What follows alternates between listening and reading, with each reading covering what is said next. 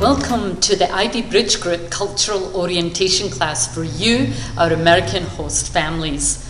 The purpose of these videos is to give you some helpful tips on how to manage some of the cultural issues that will, let me repeat that will arise in your home.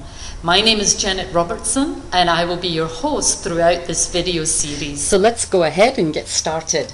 And today we're going to begin with part 1 of a 3-part video series called Get Ready, Get Set, and Go. Now to get ready, I think it's going to be helpful to first understand what culture is and how it affects us. And to do that, we're going to look at a working definition by anthropologist Paul C. Hibert. And he says this about culture. Culture is an integrated system of beliefs, emotions, and values, and their associated behaviors. So you can see from this definition that culture is made up of 3 things: our beliefs, our emotions, and our values. And we'll also get to see that cultures have very similar beliefs, we experience the exact same set of emotions, and we all share the same values. However, all the behaviors and expressions associated with these differ wildly culture to culture. The other interesting thing about this definition is that it tells us that culture is integrated. Therefore, we have no idea what makes up our particular culture. Every day, we are behaving and interacting according to our culture. So it's only when we bump into another culture who express their emotions or their values very differently do we become more aware of our own. But not only are we aware, but it's also our instinctive response to judge their behavior or expressions as perhaps not quite right or not proper or just a little weird. And so we see the world through our own culture and we interpret the world within our own culture. So let's look at these 3 areas, and we'll start with number 1, beliefs. And what beliefs do is that they tell us what is true or what is false. And beliefs are primarily derived from our efforts to explain and understand the world around us, especially the things we find unexplainable.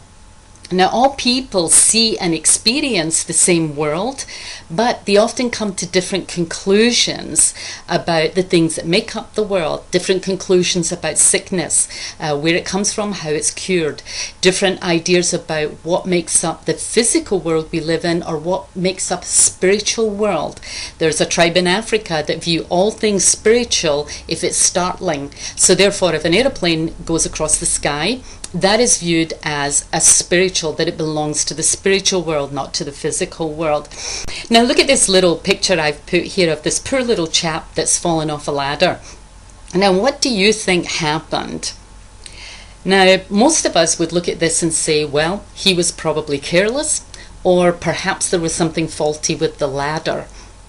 Now, however, a different culture would look at this very differently and interpret it, would have a different belief as to why he fell off the ladder. Some cultures are going to believe that an angry spirit pushed him off the ladder, while another culture may believe that this was his fate, that this was his karma because of his past deeds to fall off this ladder.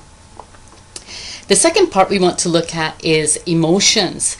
And all cultures express emotions, but how and when and by whom to whom is culturally controlled. For instance, if you look at this picture with President George Bush, you can see he's holding hands with this Arab leader. And that's a perfectly normal response. Holding hands in Arab countries is a sign of friendship, whereas holding hands in the Western world is a sign of romance. So as you see, all cultures have the same emotions. We all feel anger, we all feel joy, we all feel love, we all feel hate, we feel embarrassment. All cultures have the same kind of emotions, but how we express those emotions and who can express what to whom is culturally dictated. So the last area we want to look at here is the area of values. And values are what our culture deems as being good or bad. And so it's also the area in which we make judgments, negatively or positively, but it is the area of judgments. So let's consider this scenario. Your child's teacher calls you and says that your child lost his temper with another kid at school and was reprimanded. And your child comes home and you ask, did anything happen at school today? And your child says, no, nothing. Did you get into trouble today? No, I didn't. So tell me, what has you more upset? Is it that your kid lost his temper or that he lied to you? Now, in the Western culture, our values tell us that lying is far worse than losing your temper.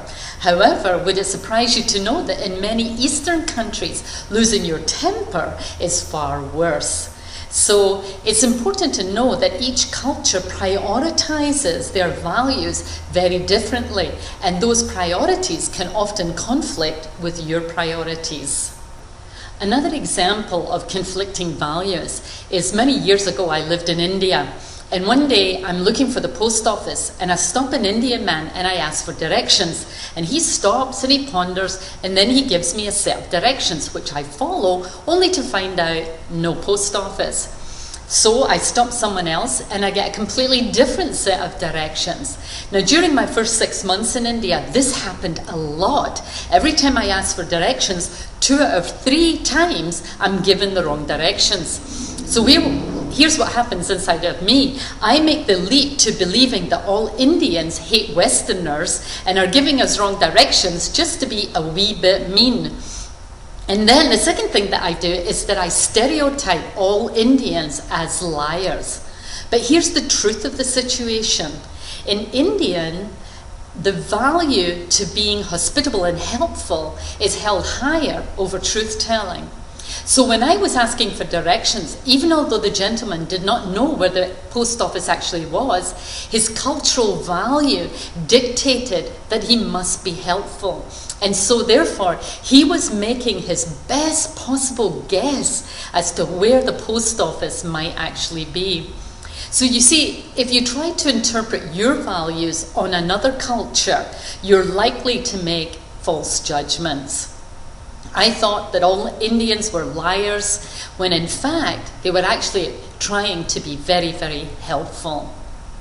So as you can see from this definition of culture, that it can deeply impact our beliefs that every culture may see the world the same but may believe different things about the world, that we all have the same kind of emotional feelings and responses, but how we respond and when we respond, to whom we respond, is dictated by culture, and that every culture has values but may prioritize their values very differently. So the main thing that I hope you're able to take away from this video is that when your Chinese student comes to live in your home, you may find that his or her behavior and expressions may be very different from your own, but that doesn't make it necessarily wrong. So I hope you found this overview of culture informative and that it will prove to be helpful to you and your family.